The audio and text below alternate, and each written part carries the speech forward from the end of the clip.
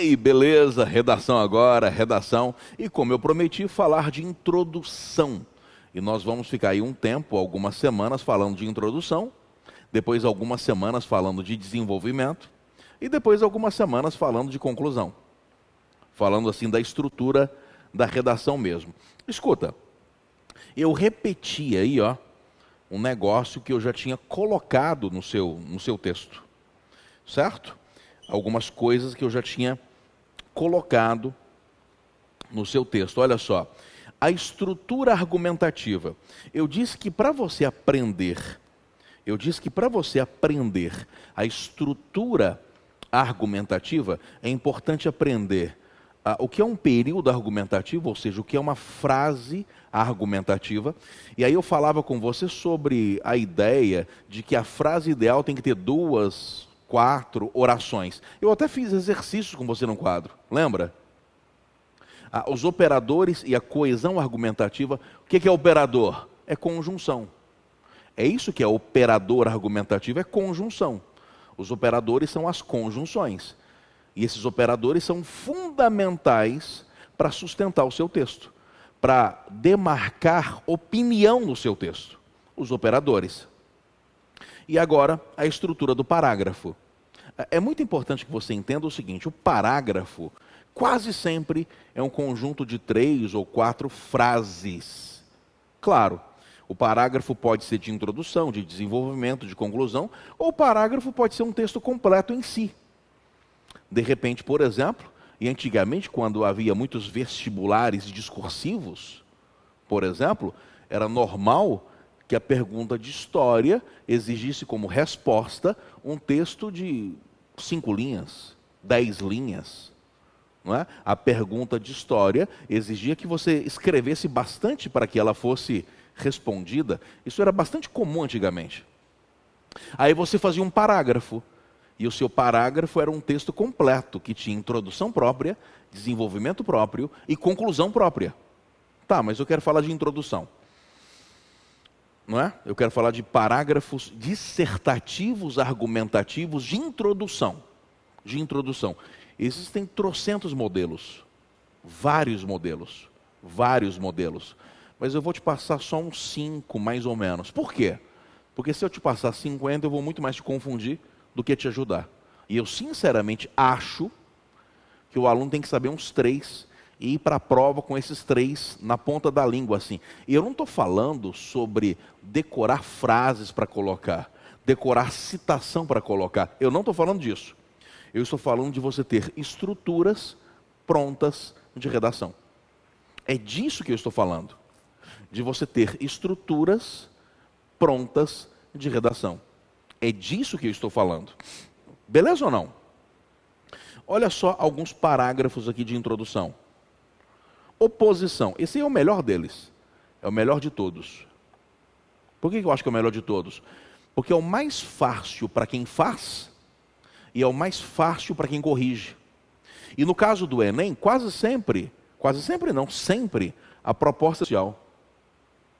Poxa, se é social, é porque nós temos que falar de um problema social. Aí você coloca qual a oposição entre o ideal e o real. Qual que é o ideal? Que o problema não existisse. Mas o problema existe. Então o problema tem que ser resolvido. Cara, é uma construção muito fácil de ser feita. Muito fácil de ser feita. Declaração inicial. Quando você já começa na primeira frase, colocando a sua tese. Do tipo, o Brasil tem que enfrentar sérios problemas desse tipo e resolvê-los, pois alusão. Quer fazer um comentário sobre a história, falar alguma coisa sobre um acontecimento histórico, dar um exemplo logo de cara, fazer alusão. O que eu acho desse aí? Perigoso demais. Ontem mesmo, uma menina estava conversando comigo, que é minha aluna no 3º ano, e ela dizia o seguinte: mas professor, olha só, essa redação tirou nota boa, essa aqui foi horrível. E eu usei a mesma técnica da alusão nas duas.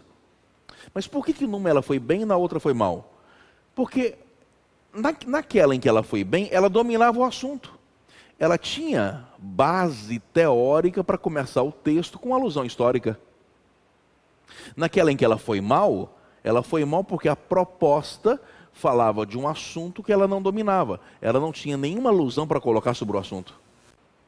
E ela acabou indo mal.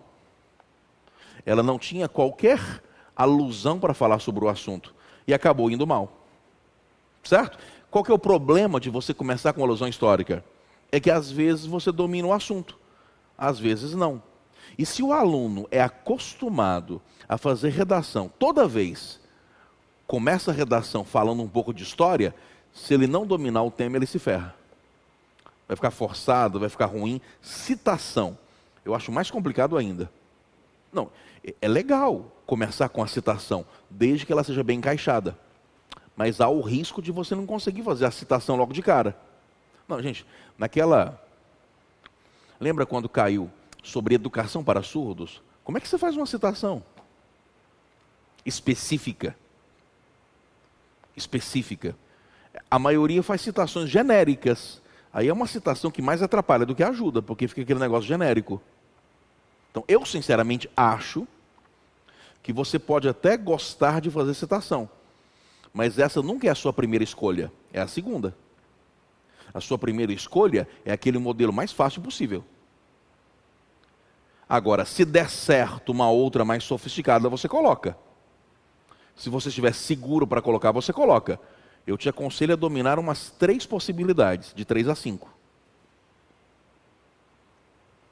Divisões, o que é divisão?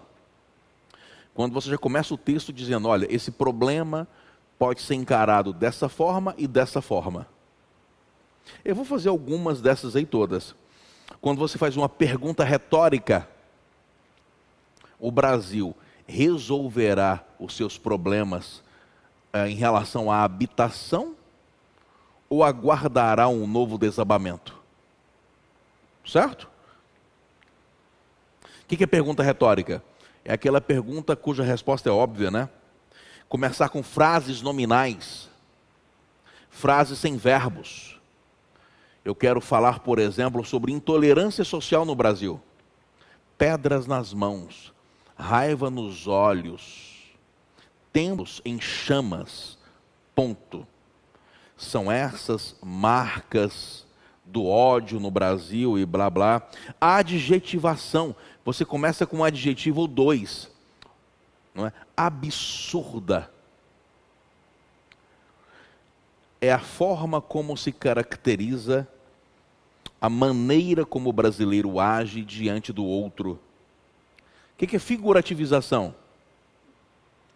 Criar uma imagem. Criar uma imagem.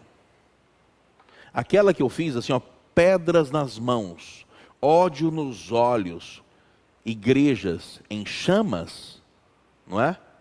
Aquilo lá é uma figurativização. É uma sequência de frases nominais, que são frases sem verbos, mas também uma figurativização, porque você cria imagens. Figurativizar é isso. E eu vou repetir para você pela 20ª vez. Conselho que eu te dou, escreva todos os dias. Pega, por exemplo, um desses modelos e faça durante 10 dias uma introdução todo dia. Até você ficar craque. Ficou bom? Aí você pega outro modelo e faz uma introdução todo dia. Até você ficar fluente nesse tipo de introdução. Aí depois nós fazemos modelos de desenvolvimento.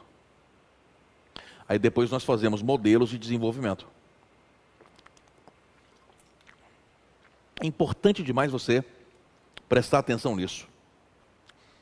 Importante demais mesmo. De qualquer forma, é muito importante que você entenda o seguinte. Por que a maioria tem uma dificuldade danada em redação e em linguagens? Por diversas razões. Uma delas é que língua, e eu estou me referindo à língua portuguesa, a qualquer outra língua, a língua inglesa, qualquer língua. Língua não é um assunto que você aprende só pelo consciente. Língua é um assunto que você aprende pelo inconsciente também.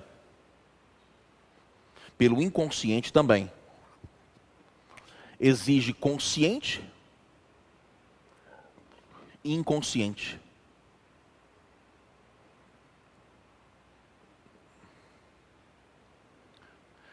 É um assunto que você aprende à medida em que você internaliza. Por isso que uma língua é muito parecida com música. Por que a maioria nunca aprendeu língua portuguesa na vida, de verdade mesmo? Porque a maioria nunca estudou como deve ser estudado. Ah, fala sério. A maioria faz assim, ó. Ensino fundamental. Amanhã a prova, hoje eu não sei nada. Aí hoje eu morro de estudar para fazer a prova amanhã. Varo à noite, estudo pra caramba, tal. Faço a prova, até que eu saio bem. Mas aí guardo o livro e só volto a pegar o livro daqui a 2 meses, quando tiver outra prova. Ninguém nunca aprende língua portuguesa assim. Português é aquele assunto que você deveria estudar todo dia um pouquinho, 15 minutos, 10 minutos. Existem certas coisas na vida que são assim, um pouquinho todo dia, para você ir internalizando o assunto, respirando aquilo, convivendo com aquilo.